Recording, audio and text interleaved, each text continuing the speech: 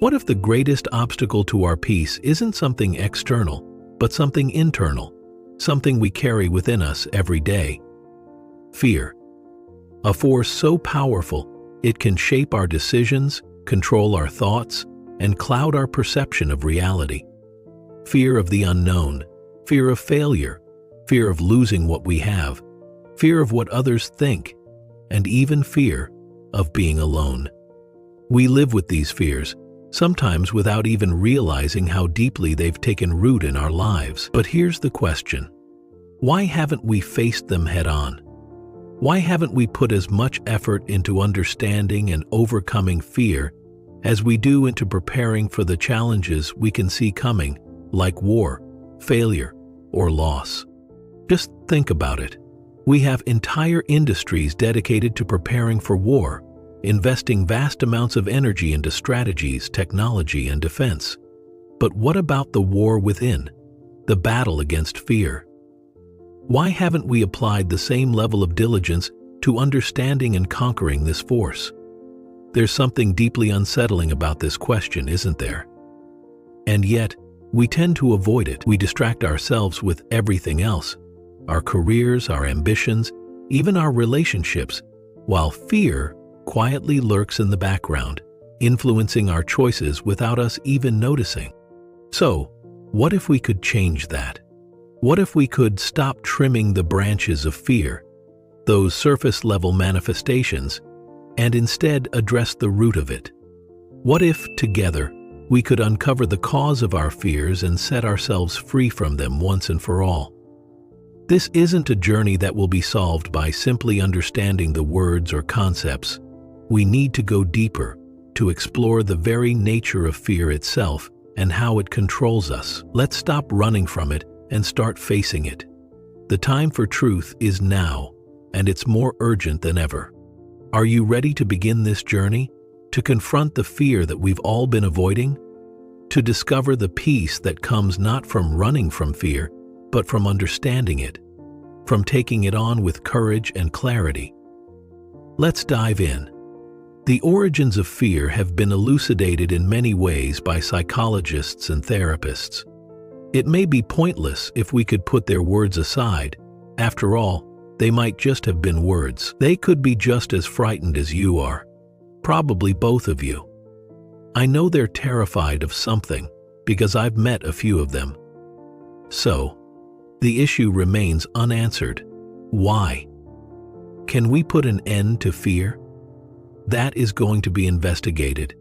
Think on this question using your logic and reasoning as well as your emotions. Keep going. You can't run away from or make sense of it. Learn the reasons why we can't handle it, or why we let ourselves become incapable. Exactly what is dread? You are familiar with the sensations of fear: a throbbing heart, a constricted body, and a confused, nearly paralyzed mind. This is all well known to you. Am I stating the obvious? Yes, that is true. Anxiety, depression, distrust, and disturbed sleep are all symptoms of fear. Clinging to something, in the hopes that it won't change or cause you worry, is what it does. Either we cut off the branches of fear, or we deal with its source. Am I correct? Which one are you interested in? Prune the branches that hold dread? Pay attention to what the speaker is asking. I beg you. Are you interested in addressing the outward manifestations of fear?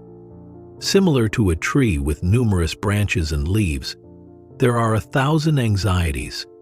The hideous emotion of fear also has numerous manifestations. Would you rather address the expressions or go to the bottom of it together? It would be pointless, in the speaker's opinion, to prune the branches. Therefore, let us collaborate to identify the source of dread. All the signs of fear are familiar to us. The expressions can fade away if we can get to the bottom of it. When we feel afraid, what exactly sets it off? Could you tell me what's causing it if I asked you that question? You might also ask, do you think someone will tell you what caused it? However, justifications do not constitute actuality. Even if you were to create an exquisite painting of a mountain, it would not be the same as the mountain itself.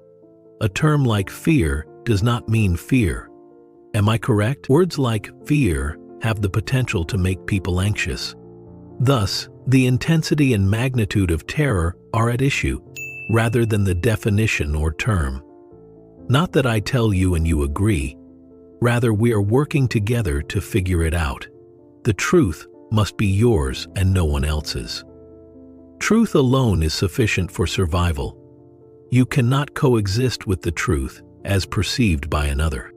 Therefore, why should one be afraid? Was it considered? Has the time come? We can examine it. I might die tomorrow. I might lose my job. Or, I have money in the bank, but the bank may fail. These thoughts invade one's present life, making it difficult to fully enjoy it. An idea suggests, I am all right with my wife, but she may turn to someone else tomorrow, as well as, I have printed a book, and I hope it will be a great success. I am terrified by all of this. The thought that someone else might already have more fame than you makes you act even more immaturely in your drive to be acknowledged. Anxieties comes from dwelling on potential negative outcomes, positive outcomes, or experiences like being alone in your mind. Even though I have people in my life who make me feel safe, like my wife and kids, I have also felt that crippling loneliness. Are you unaware of it? An eerie, profound isolation. Furthermore, it terrifies me. Have you ever stopped to think about the nature and origins of loneliness? Are you familiar with this sensation? Have I spoken something out of the ordinary? I pray you are all perfect. What is it about being alone that makes people cling to things, no matter how flimsy, fake, or pointless they may be? To my wife I cling. If I let go of my club, my God, my ritual, and my friends, I will be completely alone. Have you ever pondered the subject of why people experience such extreme anxiety when they are alone? It doesn't matter if they live in a community or follow a guru. When stripped of their external identity, they are nonetheless lonely. Why? What is loneliness and why are they present? I feel completely alone and emptied out since I no longer have any ties to anything, not to nature, not to other people, not even to the buddy, girlfriend, or guy I used to live with. This overwhelming sense of hopelessness, what is it? What I'm about to describe isn't the fact, but I will explain it anyhow. The existence of this thought, the experience of loneliness, is a reality that we all struggle with, and with a relation to anyhow. The object is not the word. If it becomes crystal evident that the word my wife or my husband does not refer to the thing itself, but rather to you, the speaker, then you understand? At least I'm relieved that you get it. The fact, the truth, is not an explanation. Look at it this way. Let's remove the word loneliness from the equation. You reckon you can pull it off, right? To examine such emotion without describing it as lonely or despairful, being consumed by self-centeredness throughout the day might lead to feelings of loneliness. I mean, isn't it true that being self-centered causes loneliness? Because it is micromanaging my entire existence, which is a tremendous disappointment. And the farther I run from my entire existence, which is a tremendous disappointment, my God, I am so lonely, is a common reaction upon realizing this. There is a sea change when you confront it, when you are one with it entirely, not when you run away from it. Thus, the issue of dread must be revisited. Obviously, we mention that thoughts are a source of dread. Whether I'm a young man or an old man, or if you see a hearse passing by with a bouquet of flowers, horses, and cars, it makes you think of death, a civilized nation, despite the constant din of death. And I can see that thinking is a factor in both mortality and terror, isn't it? Can you make out this? That much is clear, isn't it? Excuse me, my esteemed clients? Time is also an element that might cause anxiety, isn't it? What could happen is terrifying to me. Something I did makes me nervous, and people are trying to use it as a weapon of blackmail. Get it? That scares me. Therefore, anxiety stems from a lack of time and thought, reflection, and time. You do realize that time and mind are inseparable. I hate to use the word problem, but that's the current issue. To answer your question, yes, time and thought are both essential. It will take time to get from here to there. Also, driving, taking the bus, or riding the train all need mental processing. Spending time and energy on that level requires careful consideration. Am I correct? Now I'm asking, is it essential to think and wait, since they are the sources of fear? So, you got it? That is where it must be. However, are mental effort and consideration essential? Am I correct? Would that be so? Fear will follow you around like a shadow for as long as there is time and thought invested in the realm of the mind, the self, the psyche, and the inner skin. Thought and time are physical necessities, but they aren't necessary on an inner level. Therefore, you're only watching if you believe that, according to some, thoughts are the source of dread and time, not acceptance. Just like you keep an eye on the world around you, your brain is always monitoring itself to make sure that neither time nor thoughts ever set foot in its domain. This necessitates, get this? This necessitates a high level of attentiveness and self-awareness so that the brain, which has stored up terror for generations or even just a single day, can discern what's essential and what's superfluous, and thus keep thoughts and time at arm's length from the entirety of life. Do you see the point? Learning and true discipline are being demonstrated here. Discipline, as we discussed previously, comes from the root word disciple. A disciple is someone who learns constantly. He never claims to have learned anything and instead remains devoted to the process. The brain is always monitoring its own activity, which leaves little room for movement or change. Is there something you've grasped? 12:15 is the time we must end.